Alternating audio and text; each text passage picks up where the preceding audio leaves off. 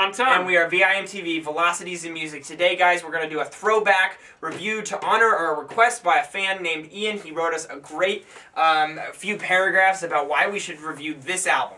And it is a rock monolith that is so overlooked and so it deserves such a higher score than I think everyone's giving or gave it in the past. Well, I think that a lot of places liked it. Yeah. Queens of the Stone Age, Songs for the Deaf. You can't even hear it. You can't even hear it. We didn't hear it, but we're reviewing it anyways. That sounds like a box in the river. That sounds like what came from. A side joke. Alright, well, Queens of the Stone Age, Josh Homme from Kyuss. This is his follow-up band project that kind of got together in the late 90s as Kyuss was dissolving. This is their second album after... Third album. Yeah. Third album, the follow-up to R. Which is an album that got a lot of critical acclaim. This actually did get a lot of critical acclaim as well.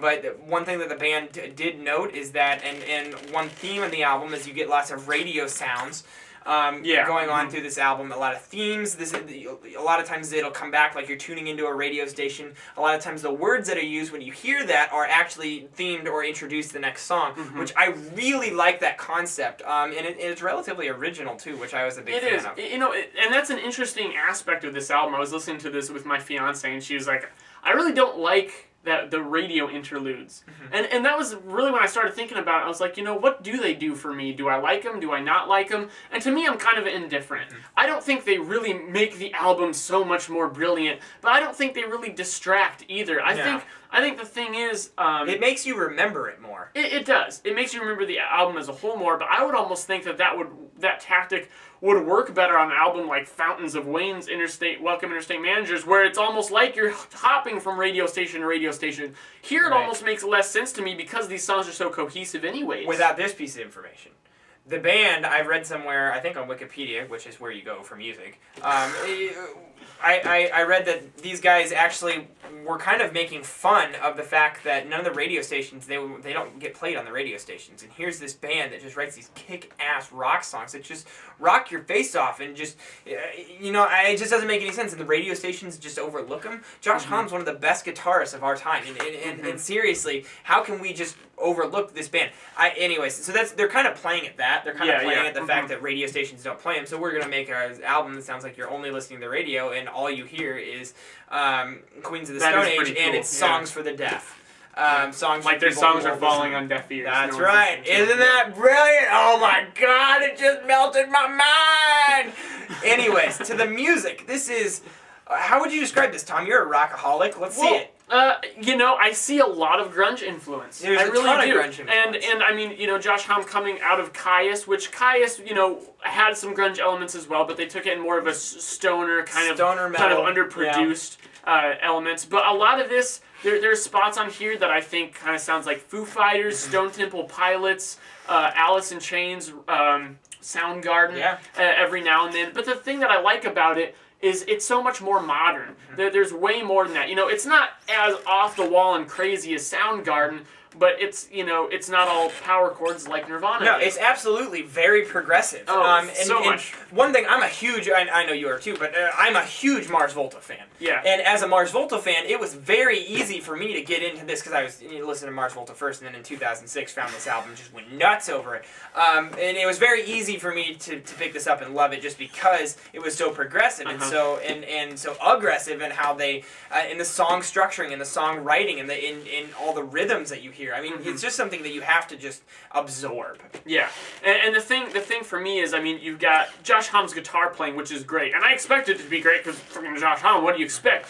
But what's amazing to me, what stole the show was the drums. The drums are incredible throughout this, and it was Dave Grohl that played the drums on this. Yeah, so that's there true. you go. Good point. But oh man, just right when I'd be, enamored with the guitars, all of a sudden you'd have this drum fill, or, just the way all that lined up was just... the instrumentation is fantastic. It really is. But one thing that a friend of VIMTV's, Joseph Sukup, actually mentioned to me and pointed out to me many years ago is that production on this record is some of the best produced rock music I've ever heard in my life. You will never find such a well-rounded, full sounding, just bass attack, guitars that just are just grungy, dirty, crisp, and rocking your place off. There's not a single spot on this album that I could say, oh, the production sounds off. No. I would change this. No, it's never. Literally flawless. I would give it a 5 out of 5 if I was rating individual factors on this album. It's definitely a highlight for me. It sells some of these songs. I picked 5 tracks. I really like this album.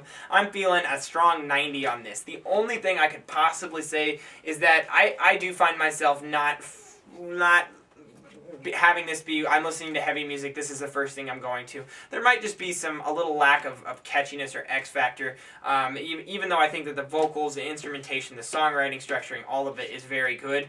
There might be just the absence of 1 or 2 good hooks that really sells it and puts it over the edge. For me, I'm going 87. I really like this. The only thing keeping this out of the 90s is just that there were 4 songs maybe that I just didn't really care for as much. Gonna Leave You, another love song, or a couple of them. I mean, they're all good on here, but, you know, after coming off of I mean, no one knows. No one seriously knows. But tracks 1 through 8 for me, right there. Bam! Oh my God, incredible. And then the last half just tends to have those tracks that I don't like. And I would say that our track picks are definitely the highlights.